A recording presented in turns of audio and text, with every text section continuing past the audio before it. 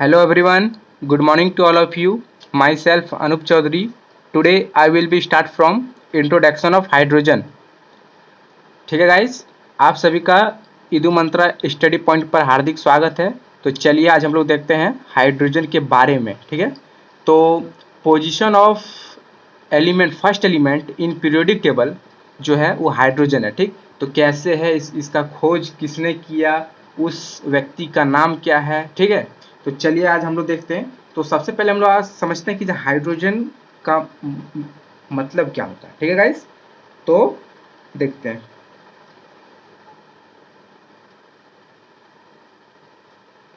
ठीक, तो इनका जो ग्रीक वर्ड में जिसको बोल सकते हैं ग्रीक लैंग्वेज में, तो हाइड्रोजन। ठीक है, तो हाइड्रोजन को दो पार्ट में बांट सकते हैं। पहला हो गया हमारा हाइड्रो, ठीक है गाइस, एंड दूसरा हो गया हमारा गेन। ठीक है, तो हाइड्रो मतलब क्या होता है, इसका ग्रीक लैंग्वेज होता है वाटर। ठीक है, और गेन का मतलब क्या होता है, जनरेट, प्रोड्यूस, ठीक ना, प्रोड्यूसर।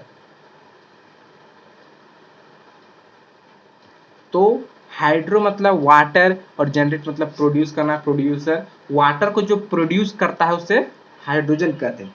जैसे आप सभी जानते होंगे कि जो H+O2 मिलके बनता है H2O। ठीक है, मतलब हाइड्रोजन को जब ऑक्सीजन से मिलाइएगा तो वो वाटर के फॉर्म में आएगा। ठीक है, तो सबसे पहले हम लोग देखते हैं इसका हाइड्रोजन का खोज किसने किया। ठीक है, और हाइड्रोजन का नामांकन किसने किया। तो सबसे पहले हम लोग इनका डिस्कवर्ड जो है वो देख लेते हैं। तो फर्स्ट पॉइंट हम लिखते हैं डिस्कवर्ड।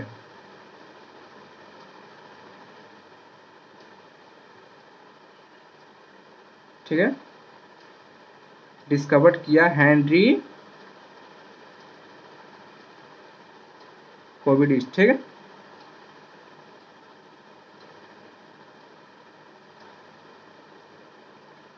ठीक है गाइस, तो हाइड्रोजन का खोज हेनरी कैवेंडिश ने किया है। ठीक है, तो कब किया है, चलो देखते हैं। तो हेनरी कैवेंडिश का जो जन्म हुआ था वो हुआ था 1731 में, और इनका मृत्यु 1810 में हुआ था। ठीक है, डिस्कवर्ड किया था हाइड्रोजन का हेनरी कैवेंडिश ने, और इनका जन्म 1731 में हुआ था और मृत्यु 1810 में हुआ था। ठीक है, तो हाइड्रोजन की खोज की थी हेनरी कैवेंडिश ने। कब की थी, ठीक है, तो सेकंड पॉइंट में हमारा बनता है हाइड्रोजन की खोज 1766 में की गई थी। ठीक है, किसने की थी, हेनरी कैवेंडिश ने। ठीक है गाइस, तो हाइड्रोजन का सिंबल देख लेते हैं।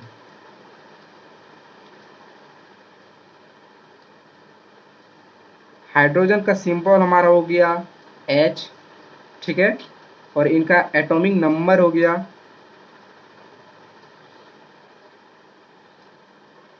1 हो गया इनका एटॉमिक नंबर। ठीक है, एटॉमिक मास हो गया, एटॉमिक मास हाइड्रोजन का कितना है, 1.008 U। ठीक है, एटॉमिक मास हो गया हमारा इतना, एटॉमिक नंबर हो गया हमारा 1। जैसे आप देख सकते हैं कि जब प्रोड्यूस हाइड्रोजन होता है, हम एक एग्जांपल लेते हैं। जैसे जैसे जिंक हो गया Zn+HCl। ठीक है, तो ZnCl+H2। ठीक है, तो इनको हम बैलेंस कर लेते हैं, Zn। ठीक है, और इधर Cl H2 है तो 2H2, यहाँ 2Cl तो 2Cl। ठीक है, तो हमने देखा कि जो एक एग्जांपल लिया तो उसमें से हमारा हाइड्रोजन गैस प्रोड्यूस हुआ। ठीक है, तो और इनका देख लेते हैं। हाइड्रोजन जो होता है हमारा कलरलेस होता है।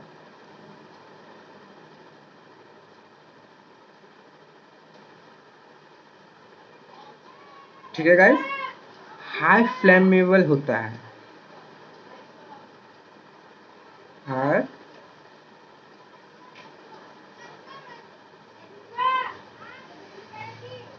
ठीक है, नेक्स्ट ऑर्डरलेस होता है।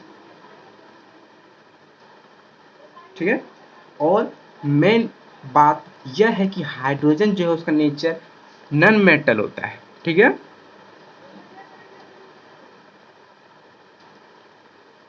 तो आप सभी ने देखा होगा कि जो हाइड्रोजन का डिस्कवर्ड हेनरी कैवेंडिश ने की थी, कब की थी? 1766 में की थी। हाइड्रोजन का सिंबल H होता है, एटॉमिक नंबर 1 होता है, एटॉमिक मास 1.008 U होता है, और हाइड्रोजन कलरलेस होता है, हाई फ्लेमेबल होता है, ऑर्डरलेस होता है, कलरलेस होता है, ठीक है, और नॉन मेटल होता है। तो हाई फ्लेमेबल का मतलब इसका है कि इसमें आग जल्दी मतलब लग जाता है, ठीक है। तो मान लीजिए, मान मत लीजिए ओके गाइस। तो हाइड्रोजन जब बर्न करता है तो हमारा पॉप साउंड प्रोड्यूस होता है, ठीक है। एक पॉइंट लिख लीजिएगा, हाइड्रोजन बर्न तो क्या होता है हमारा पॉप साउंड प्रोड्यूस, ठीक है। जब हमारा हाइड्रोजन बर्न होता है तो क्या होता है? पॉप साउंड होता है। तो और इनका इलेक्ट्रॉनिक कॉन्फ़िगरेशन जो हो गया हमारा,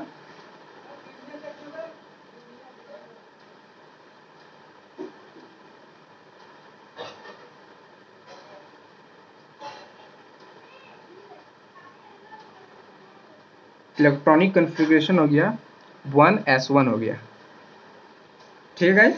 और हाइड्रोजन का फिजिकल स्टेट में जब हम लोग देखते हैं, इनका फिजिकल स्टेट तो 20 डिग्री सेल्सियस होता है और 68 डिग्री फ़ारेनहाइट होता है, ठीक है गाइस।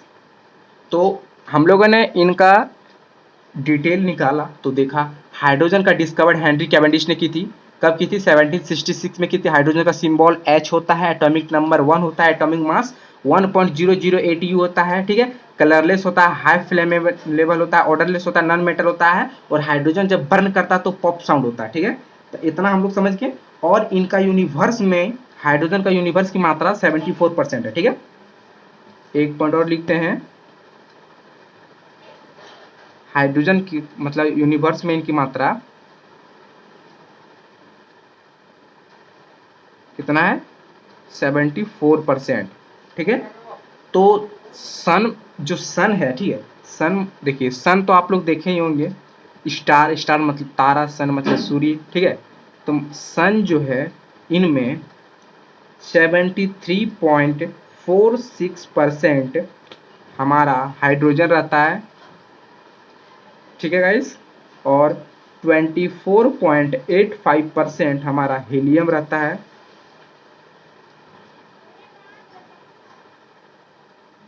ठीक है गाइस। और 0.77% हमारा ऑक्सीजन रहता है, और 0.29% हमारा कार्बन रहता है, ठीक है। तो सन में हमारा इतना ही रहता है। तो आप लोग को एक क्वेश्चन आप माइंड में आता होगा कि सन देखिए, हाइड्रोजन जब बर्न होता है तो पॉप साउंड होता क्या है? तो सन जो है हमारा 73.46% से हमारा हाइड्रोजन बना है, यानी कि 74% से हाइड्रोजन जब बना है। तो सूर्य एक आग का गोला है, जब सूर्य में आग है तो वहां पे भी पॉप साउंड होता है। तो वहां पे सूर्य में जाके कोई नहीं ना देखा है, तो जब आप सूर्य के सामने जाइएगा तो वहां आवाज आएगा धधक धधक का, ठीक है ना। तो वो जो आवाज साउंड आता है वो साउंड पॉप साउंड होता है, ठीक है। और पॉप साउंड इसलिए होता है क्योंकि हाइड्रोजन जब बर्न होता है तब पॉप साउंड प्रोड्यूस होता है, ठीक है गाइस। तो इनका ही है। तो एक और है, the number of electron in an atom of the element is equal to the atomic number of element, ठीक है। तो देख लेते हैं हम लोग, नेक्स्ट पॉइंट हो गया हमारा atomic number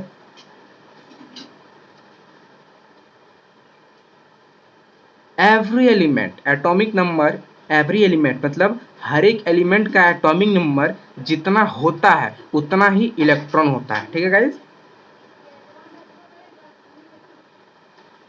atomic number every element is equal two electron of every element, ठीक है। मतलब किसी भी एलिमेंट का एटॉमिक नंबर जितना होता है उतना ही उनका इलेक्ट्रॉन होता है। जैसे कि हाइड्रोजन का एटॉमिक नंबर 1 होता है तो इनका इलेक्ट्रॉन भी 1 होगा। नेक्स्ट पॉइंट हम लोग देखते हैं, proton is equal two electron,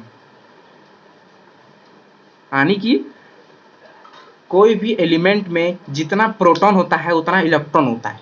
तो इलेक्ट्रॉन हमारा कहाँ से आ गया? एटॉमिक नंबर से, यानी कि किसी भी एलिमेंट में जितना, मतलब किसी भी एलिमेंट का एटॉमिक नंबर जितना होता है उतना ही हमारा इलेक्ट्रॉन होता है, और इलेक्ट्रॉन जितना होता है उतना ही हमारा प्रोटॉन होता है। ठीक है, तो आप लोग देखे होंगे कि मान लीजिए एक एटम है, ठीक है, इस एटम के न्यूक्लियस में हमारा प्रोटॉन और न्यूट्रॉन रहता है। ठीक है, हमारा क्या रहता है?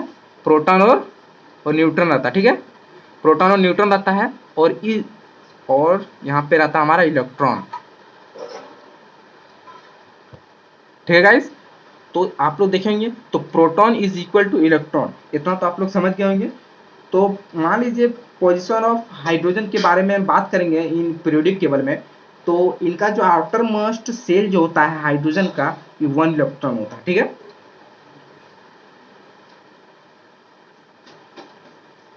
आउटर मोस्ट सेल हाइड्रोजन का है। ठीक है, आउटर मोस्ट सेल 1 इलेक्ट्रॉन। ठीक है गाइस, और मतलब यानी वैलेंस सेल जो हमारा 1 इलेक्ट्रॉन होता है। ठीक है, तो इनका जो position of hydrogen in periodic table 1 होता है। तो हम लोगों ने देखा हाइड्रोजन का डिस्कवर किसने किया, कब किया, और हाइड्रोजन का नामांकन किसने किया। मान लीजिए किसी के घर में जब कोई बच्चा पैदा होता है, ठीक ना, तो उनका नामांकन रखा जाता है, जैसे जैसे मतलब नाम रखा जाता है। तो इनका जो हाइड्रोजन जो हुआ, इनका तो खोज हो गया, बट इसका नाम किसने रखा? इसका नाम रखा एंटोइन लेबोजियर। कब रखा? 1773 में। ठीक है, तो यहाँ लिख देते हैं, यहाँ पे लिख देते हैं हाइड्रोजन नेम, कंसेप्ट समझिएगा। ठीक ना,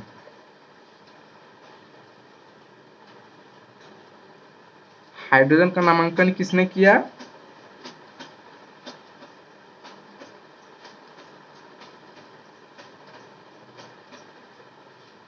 एंटोनी लेबोजियर ने। कब किया?